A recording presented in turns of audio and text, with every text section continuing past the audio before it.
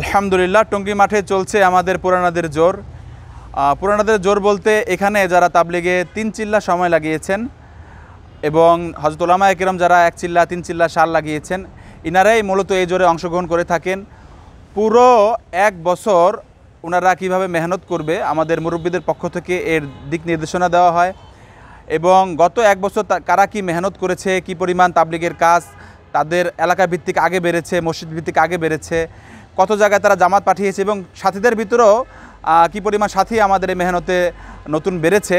এর কারগুজারি মূলত আমাদের বড়দের কাছে সাথীরা শুনিয়ে থাকেন এবং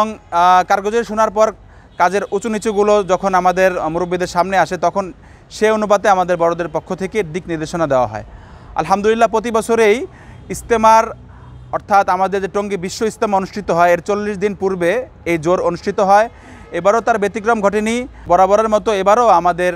যদিও শোনা যাচ্ছে যে আসন্ন